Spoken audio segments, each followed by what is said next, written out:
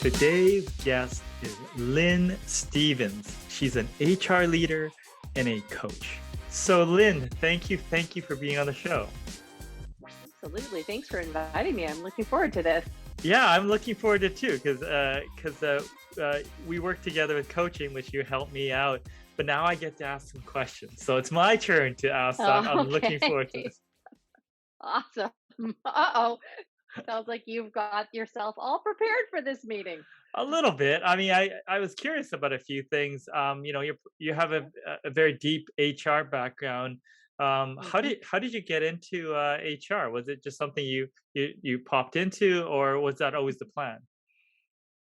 It wasn't always the plan. It's a great question. I graduated from university with a BA without really much of a plan about what to do.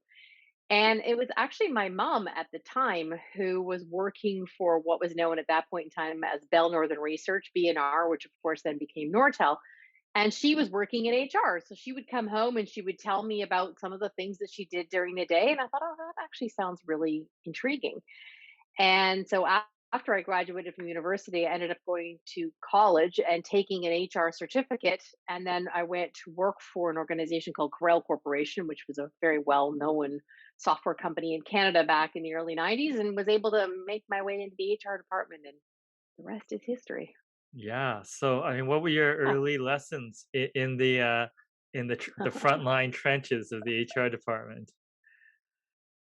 That's an interesting question. So, I would say the biggest lesson was just learning to be very flexible. And in particular, working for Corel Corporation, which was just a constantly evolving, very, very fast paced organization. That if you got too attached to something, it was your downfall. That you would end up getting very frustrated. You'd end up in many cases just being left behind because the organization was moving and changing so quickly. So flexibility was a huge key. And for me, because I spent my entire career working in the private sector or for publicly traded companies in the private sector, um, seeing things in a world of gray was very important. And that there's never it's this way or it's this way or it's this person's story or this person's story. It's usually somewhere in the middle. And so being able to operate and be very, very comfortable in the world of gray is a really important thing to do, particularly, as I said, in the private sector in HR. It's a little more black and white when you're in a unionized setting, but I've never worked in a unionized setting. So just understanding the gray zone is really important. Interesting. Now you talked about not getting attached to stuff in a fast-moving environment. Give me some examples in a general sense. What are we talking about? Oh boy. Organization in particular, a lot of it would be just getting attached to programs. You might come up with a program, and then the decision is, no, actually, we're going to go this way, or we're going to go that way. And just being able to be fluid and move with that. If you develop something that doesn't end up getting implemented, if you get really attached to that thing, then you'll just end up feeling frustrated and potentially resentful. And so it's just more, okay, the organization needs this now, and now we're going to go this direction. So we need this now. So that's what I mean by not getting attached. I think again, if you get attached to something and it doesn't move the way you expect it to, that's when frustration starts to creep in. Yeah, I mean, especially with fast-growing companies or with industries that are fast-moving, I guess Yes. change is inevitable. Yeah. How do you manage that, like as an HR person or as a leader in an organization? How do you kind of develop that culture or mindset, within the company to make that a healthy thing?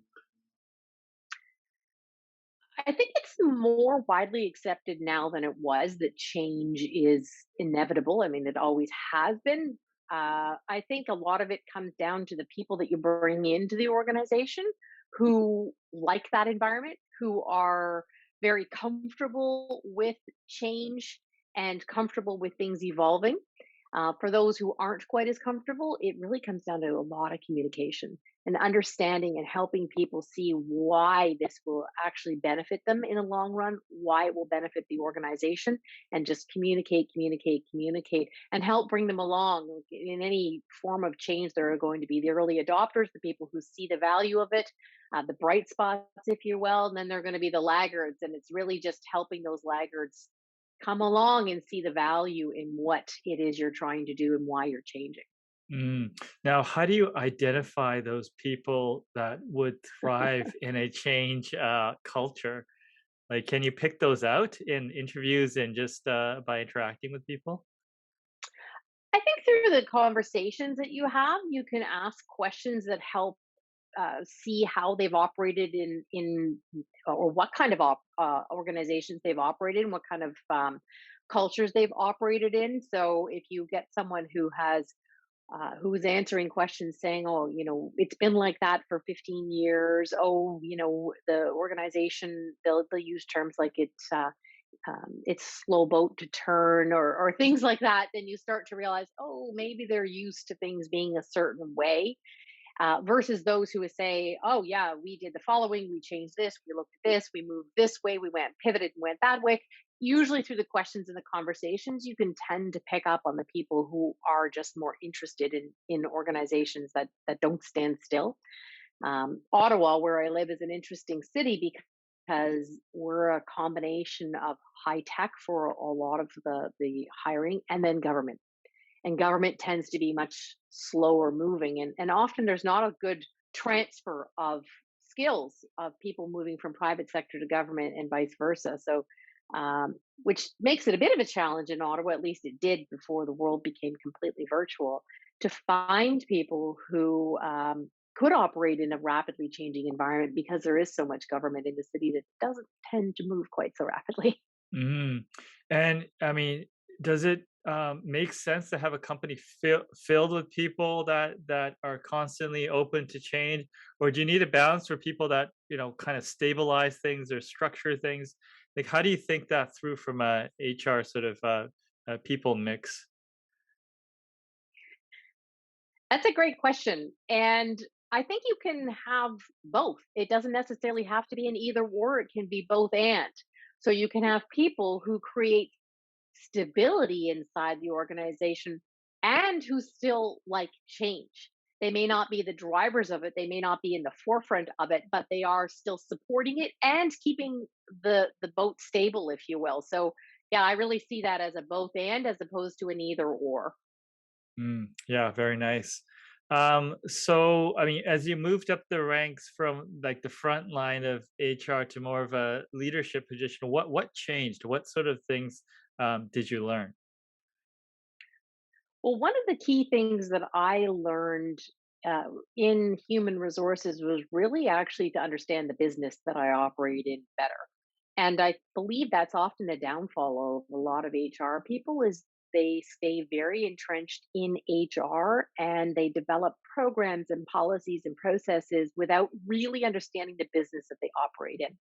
And I strongly believe as an HR business partner, you need to approach it from a business mindset before an HR mindset. And as soon as I realized that and saw that and put that into operational mode, things really opened up for me. And I just understanding the business more effectively just made me a better leader, particularly as I moved up through the ranks. So sitting at an executive team meeting, I think it's critical that everybody around the table understands the finances, they understand the organization and what the organization's trying to do, they understand how they go to market, they understand the competitors, the landscape, all those elements. And as an HR person, that just helps me design programs that suit the organization better. Mm. What sort of programs did you design when you think of HR? Like, what sort of things is top of mind for you? I have always been a huge proponent of lifelong learning. It's just been something that I have always enjoyed. And so, one of the things I'd say I'm most proud of in the organizations that I was a part of was developing and rolling out leadership development programs. So, I did that with a couple of different companies and brought along leaders and help them develop their skills inside the organization, because I think that's really critical, is to have leaders who are constantly learning and evolving and developing themselves. So I would say that was one key thing that I really focused on as an HR leader, was to bring along other leaders inside the organization. And what were those programs look like? Can you give me an example of one of the programs that you ran? Sure. So the programs were designed to really cover all different aspects of what I believe a leader needs to have in terms of a skill set. So we would cover things like just basically strengths and capabilities of leaders and leadership derailers. So the things that could potentially derail you as a leader. We trained all of our leaders in presentation skills, because I think that's a critical skill that a lot of leaders need to have. And then we got all the individuals who are part of the leadership development programs to start presenting. So putting those skills into action right away. One of the things that I thought was wonderful was we actually tasked one of the groups of leaders to design a program that focused on the why of the organization that we were a part of. And that was Thermo Fisher Scientific, which is a world leader in serving science, huge organization based in the United States. And the team just hit it out of the ballpark. They actually created a video where they recorded our employees across Canada and really drove home the message of why this organization did what it did and how it connected the people inside the organization to the mission of the company. And that was just phenomenal. And I think the group just, when we broadcasted all across the Canadian population, and everybody was absolutely blown away. So really just taking the leaders and pushing them and helping them see that beyond where they may perceive their limitations to be, and recognizing those are self-made limitations, that they can go further. And some of the programs we did just really help them do that and see that. Yeah, for sure. Now, you since went from a leadership position in HR into coaching. Mhm. Um, Mhm. what initiated that sort of change for you? It was something that was already on my mind, making the change out of the corporate world and working on my own, becoming an entrepreneur and executive on my own. And um, I was part of an organization. Actually, I'm still a part of this organization. It's called Tech Canada. It stands for the Executive Committee. And I was a member of a tech group. And we had a speaker come in to the group whose name is Kim Addis, and she is the president and founder of the company I do coaching with called Frame of Mind Coaching, and that's the where we met, you and I. And Kim came in to present to my tech group, and immediately I fell in love with her style of coaching, her methodology, how she approached coaching. So much so that, in fact, at the first break, so probably about an hour and a half into her presentation, I walked up to her and I said, "I want to do exactly what you do." And the rest just move from there. So her process is, for anyone who wants to coach for hers, they must be coached first. So I went through a 6 month coaching program, and then I went through her certification process to become a certified coach. And I just really, as I said, fell in love with her model of coaching. Coaching was something that I had always thought I would want to do. And I felt like a lot of coaching programs were, I'll call them, sort of glorified accountability models, where they would work with their coachee and they would help them establish goals that they wanted and then hold them accountable to reach those goals. And as an HR executive, I hired a lot of coaches to work for executives inside the companies that I worked for. And I never really felt that the needle got moved, that they may have accomplished a few things, but they stayed, I'll say, stuck, for lack of a better word. And I felt that Kim's model with frame of mind coaching actually really addressed that, because it got beneath the "what are you doing?" and got to the crux of it, is how are you thinking, and started to shift the thinking of the people, which thereby shifted how they approach their work. So kind of getting underneath of that. And it was the first time I heard a model like that, that really addressed the thinking rather than the doing. Yeah, maybe just at a very high level, explain the model and just so for people that don't haven't heard about it. Sure, absolutely. So, as I said, a lot of models, coaching models, stay at the surface in terms of the behaviors and the actions of people. And what frame of mind does is go beneath the behaviors and actions and recognize that it's actually the thoughts, your thinking that form your beliefs, and those beliefs drive your behaviors and your actions and get the results that you get. So instead of staying on that surface level, it's really going beneath of that, challenging how people think, really challenging the beliefs that they have, because we form our beliefs really early on, oftentimes in our family of origin. And many times we don't question those beliefs. And what often results in frustration is us bumping up against those beliefs because the world isn't operating the way we think it should. And what we need to start to do is shift how we see the world, shift how we what we believe, and that helps release those frustrations and help us change our behaviors and our actions. And so it's really kind of getting underneath of that surface and shifting those things around and changing the outcomes from there instead of just staying on that surface level. Yeah, for sure. Now, what is a belief that you have changed your mind on through this process? Um, I would say the belief of what I can control. One of the things that I started to realize that I think I was in denial, call it a blind window for me, was actually how much control I tried to have. Control over the people in my environment, control over the people in my organization, and not control as in you must do what I say, but more just where I would bump up against it would be frustration in that. Well, why aren't they doing these things? Don't they see this is the way it should be done? Why aren't they operating like good corporate citizens? And really challenging that belief to say, well, just because I would do it this way doesn't actually mean that's the way that it should be done, and starting to release that control and recognizing actually the only thing I have control over is me. That is the only thing I have control over. I can't control anybody else. I can't control how things unroll from a business perspective or an environment. We can't control what's going on in the world today.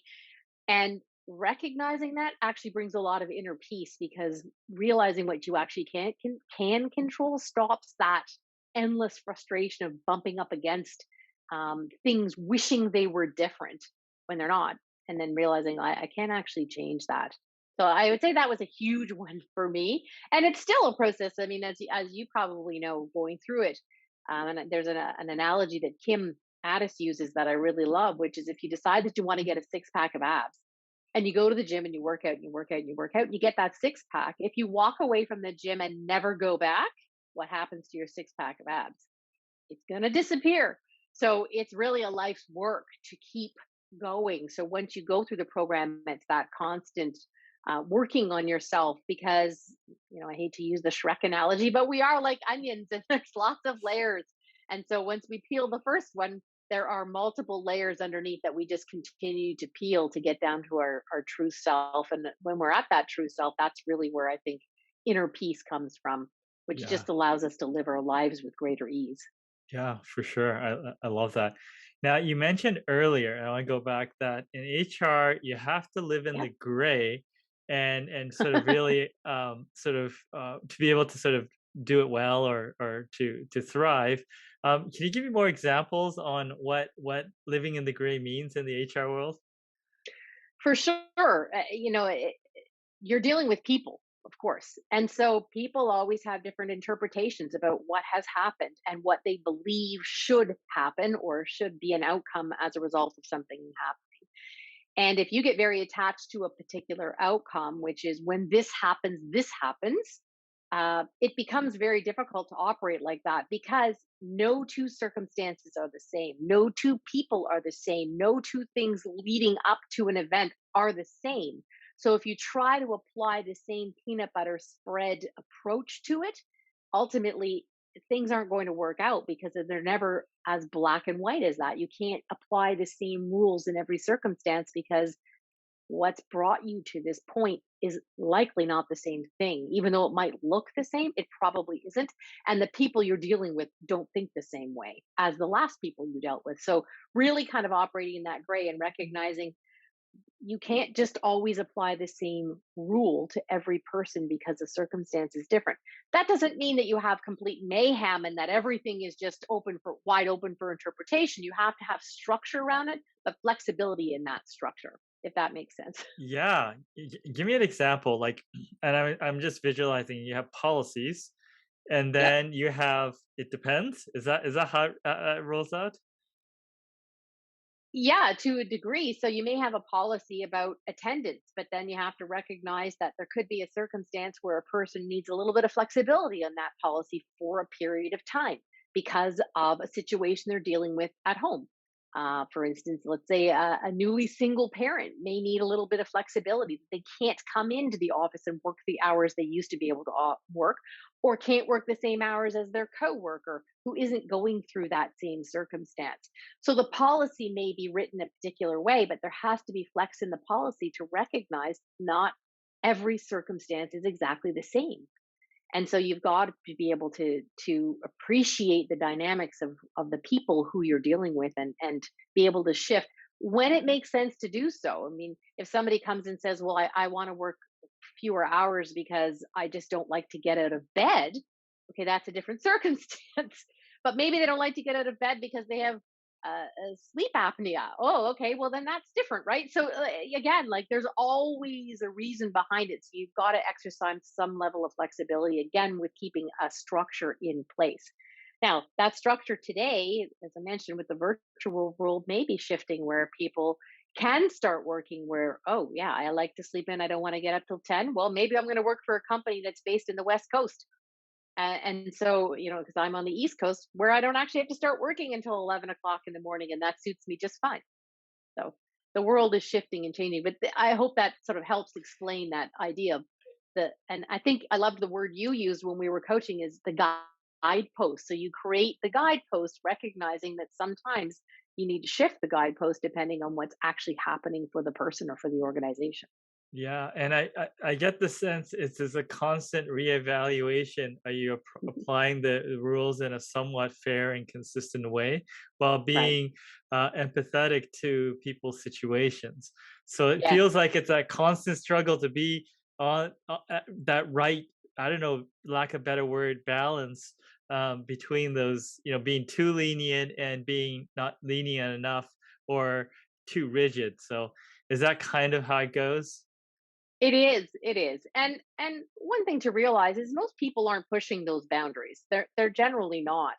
Um, it's often just an extraneous circumstance that comes into play that a person needs those boundaries to be pushed. Most people are coming in and operating in the environment that you've created and aren't sort of pushing those guideposts as we talked about.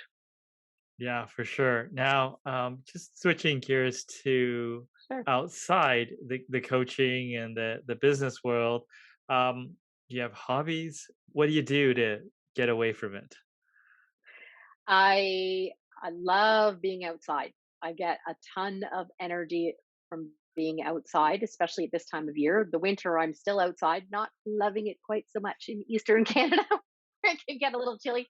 A couple of years ago, I got an Australian Shepherd. I'm not sure if you're familiar with that breed of dog, but they need a lot of exercise. So she gets me up every single morning. Doesn't matter what the weather is. In fact, in her world, the colder the better, and take her for a big long walk, and just I get outside in nature. I love that.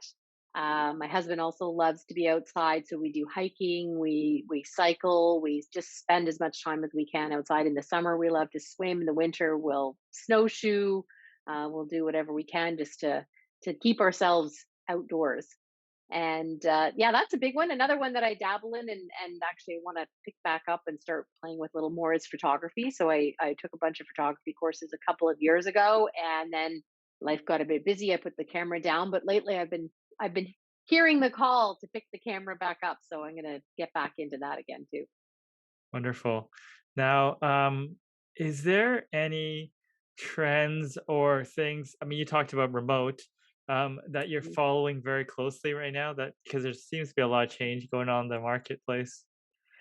There is the latest headlines that you've probably seen, as every employer has seen, is the Great Resignation, as they're calling it, and they're saying, is it going to be the? Are you going to go with the great? What's the word? They're not saying sort of the great attraction or the great loss of your employees. So how are employers dealing with that? It's a big thing that a lot of people are saying, I don't want to go back to the way that it was.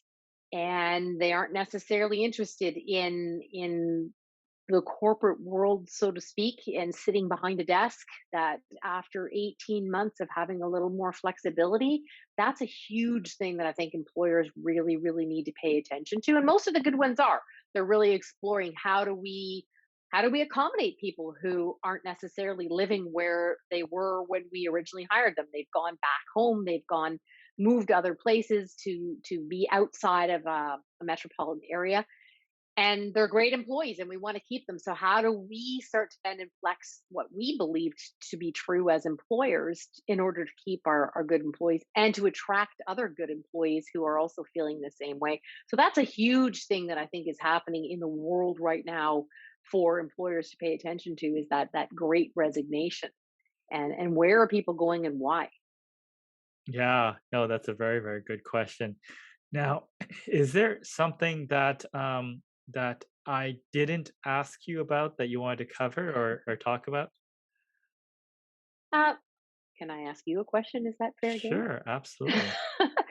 So finished our coaching engagement with each other probably about a month ago, I think, maybe 6 weeks ago. So I would love to know from you, now that you've been out of the gym, we'll call it, using going back to that analogy for 6 weeks. How have you kept yourself sharp with the things that we've talked about through our coaching process? Because you picked up a lot and really, really seemed to resonate well with the themes and the principles that we talked about with the frame of mind coaching. So, how's it been for you for the last 6 months since we haven't been chatting? Sure, Or 6 weeks, it's sorry. yeah, no, it's been Yeah. great. I think I always like learning new things, and I think the way that you grow is by trying to understand yourself better and the thoughts that you have and how you approach certain things. So I think you're getting to the root of how you view certain things and really start to explore Mhm. your thinking and try to really understand where some of these thoughts come from, if they're true. I think it's a great process. I think try to apply it every single day. If I have Awesome. positive thoughts, or if I have negative thoughts, or try to figure out what the root of it is, and if there's anything there, or is it just reacting on something that is from not relevant, or stuff like that. So I think you're right in saying that we only have controls worth ourselves, mainly to do with how we think about things. Once we Hmm. think about this and take action, doesn't mean that we can necessarily get a result just because we're acting. So I think it starts with mindset. So I've really taken Yeah. a closer look and kind of reflect on that every day. So to your question, yeah, it's been fun, and I think it's kind of a daily process, like going to the gym every day. I think if you leave it for a while, then you can drift back to certain thought processes and stuff like that that you had in the past. So it's just constantly examining how you see things to make sure that you're aligned the best you can. Yeah, that's amazing. Yeah, those old habits are hard to break, right? You think about those pathways in our brain, they are very, very well worn. And this whole process forces you to start to build new pathways. And it is easy to slip back, but yeah, it's that daily process to remind yourself, no, this is the way we're going to think about these things now, and dropping that. That's great. I'm glad to hear that. Great. Well, thank you so much. Then it's fun asking you questions for change. Yeah, that's great. Yeah, it's kind of fun being on the receiving ends of questions. It's been a while, especially in HR, because I'm usually the one asking the questions when I'm recruiting people. I'm not often the one getting questions asked of me. So this has been fun. Thank you.